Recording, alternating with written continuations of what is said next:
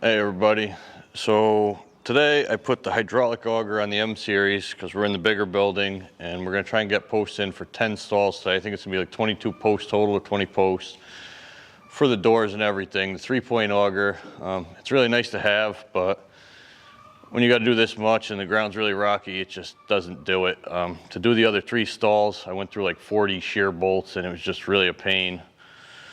So the hydraulic auger, the benefit to it is it's got down pressure. This one's not really meant for a tractor. It's a Premier brand, HO15PD, made in the USA. It's really meant for a skid steer. But the M series has the 12-speed transmission and it's got a lot higher flow than a typical 8-speed. I think it's a total of 22 gallons and 17 gallons to the auxiliary.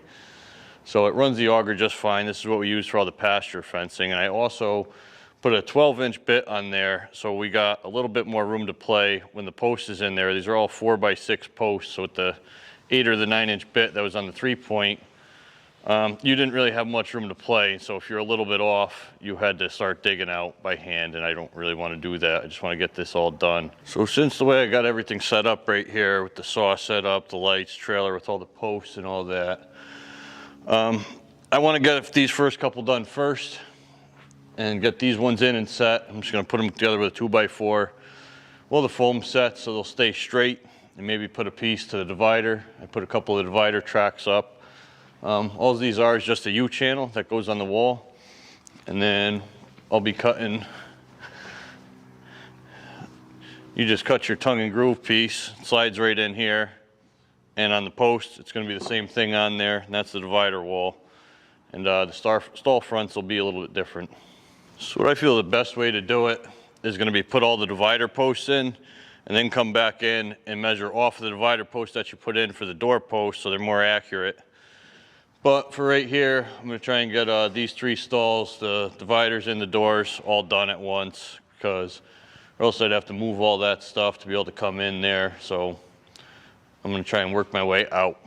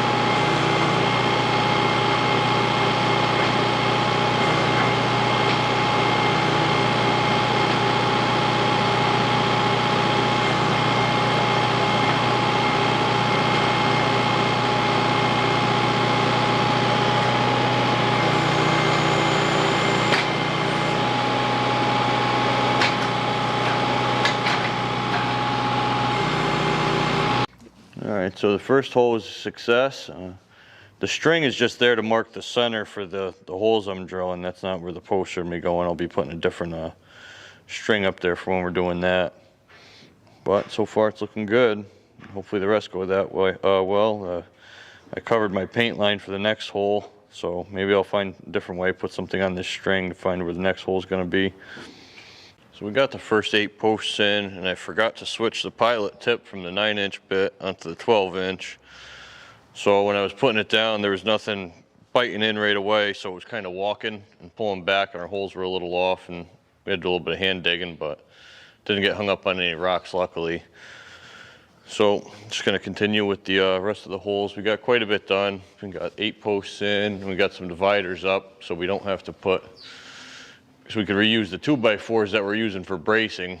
So we're gonna keep going down the line and hopefully get all the posts in this weekend. Let's see. Here's the stalls with the dividers. Hopefully tomorrow we'll be able to work on some of the door fronts. There's a big difference with the lighting. I hung all the lights in this building, but I only wired up this one row for temporary, and so I could do the wiring without having to go stall to stall, and I was able to just do all the wiring in one row. So I still got to wire up all the other rows of lighting.